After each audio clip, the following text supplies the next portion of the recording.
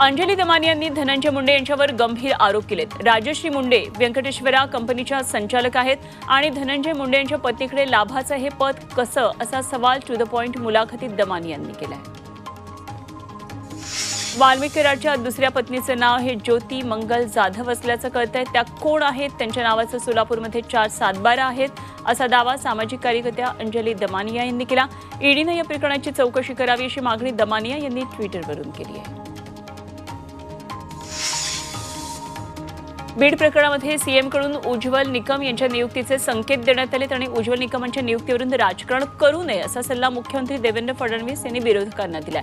उज्ज्वल निकम यांनी केस घेतली की गुन्हेगारांना शिक्षाही होतेच असं फडणवीस म्हणाले।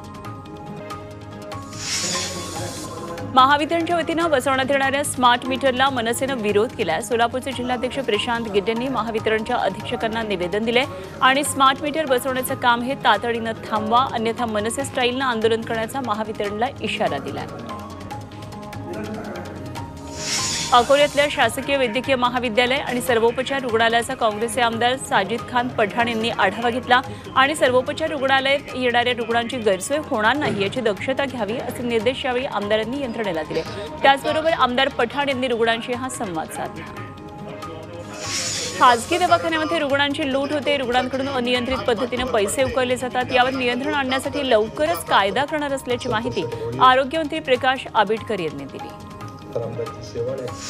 यवतमाळ जिल्हा मध्यवर्ती बँकेच्या अध्यक्षांवर अविश्वास प्रस्ताव दाखल करण्यात आला। 20 पैकी 14 संचालकांनी विभागीय सहनिबंधकांकडे हा प्रस्ताव सादर केला। बँकेच्या अध्यक्षांनी त्यांच्या कार्यकाळात बँकेच्या हिताचं काम केलं नसल्याचा आरोप यावेळी करण्यात आला।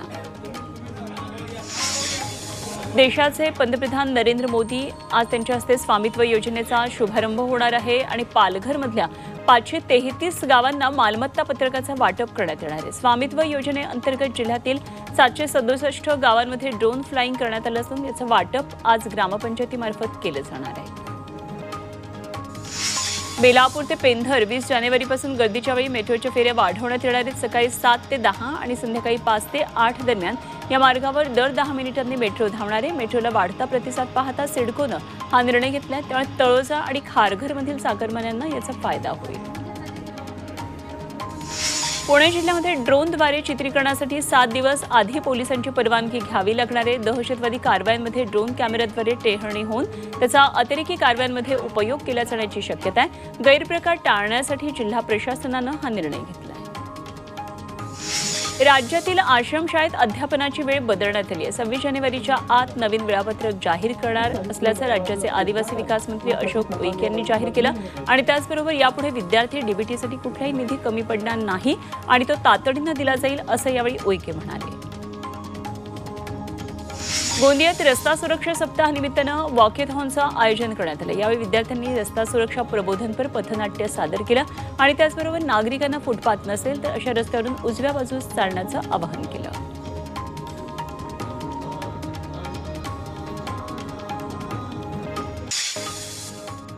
पुण्यामधले ज्येष्ठ गिर्यारोहक उमेश झिरपे यांना तेनसिंग नोर्गे राष्ट्रीय जीवन गौरव पुरस्कारानं सन्मानित करण्यात आलं। राष्ट्रपती भवनामध्ये झालेल्या समारंभात राष्ट्रपती द्रौपदी मुर्मू यांच्या हस्ते झिरपेंना हा पुरस्कार प्रदान करण्यात आला। उमेश झिरपे गिरीप्रेमी संस्थेचे संस्थापक आहेत आणि त्यांनी गिर्यारोहण क्षेत्रात दिलेल्या योगदानाची दखल या निमित्तानं घेतली गेली। अकोला जिल्हा परिषद ई-ऑफिस प्रणालीमध्ये राज्यात 3ऱ्या क्रमांकावर आहे आणि त्यामुळे नागरिकांची कामंही आणखी लवकर निकाली निघणार आहेत। ई-ऑफिसच्या स्वतंत्र पोर्टलवर ऑगस्ट 2024 पासून प्रत्यक्ष कामकाजाला सुरुवात करण्यात आली। भिवंडी महानगरपालिका क्षेत्रात उघडी गटारं, चेंबरवरची झाकणं गायब झालेली आहेत आणि चेंबर देखील चोरीला जातात। काही ठिकाणी तर गटारं मोडक्या अवस्थेत आहेत आणि या उघड्या गटारांमुळे अपघातांचं प्रमाण वाढलंय, त्याचा नाहक त्रास नागरिकांना सहन करावा लागतोय।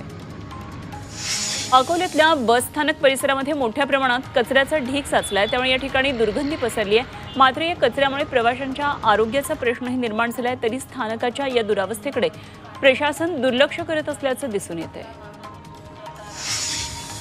वसई दिवा रेल्वे मार्गाच्या कामासाठी 25 वर्षांपासून राहणाऱ्या शेतकऱ्यांची घरं तोडण्यात आली। या घटनेला आता 2 वर्ष उलटली आहेत, मात्र अजूनही या बाधित शेतकऱ्यांना घराच्या नुकसानीचा मोबदला मिळालेला नाहीये, त्यामुळे शेतकऱ्यांचं कुटुंबीय हवालदिल झालंय। शहापूरमध्ये कृषी उत्पन्न बाजार समितीमध्ये भाजीपाल्याची आवक वाढली आहे। भाजीपाल्याच्या दरात घसरण झाल्यानं नागरिकांना दिलासा मिळाला आहे, मात्र शेतकरी आर्थिक संकटात सापडलाय।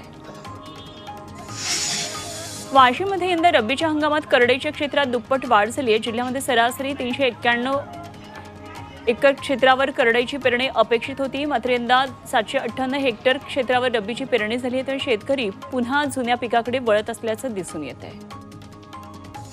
आंबेगाव तालुक्यामध्ये बिबट्याची दहशत पाहायला मिळते। पारगावमध्ये बिबट्या चक्क घराच्या गच्चीत जाऊन बसला आणि घरातील नागरिकांनी बिबट्याला हुसकावून लावलं। बिबट्या आता घरामध्ये आत प्रवेश करू लागल्यामुळे नागरिक भयभीत झालेत। बिबट्याचा बंदोबस्त करावा अशी मागणी इथले नागरिक करतात।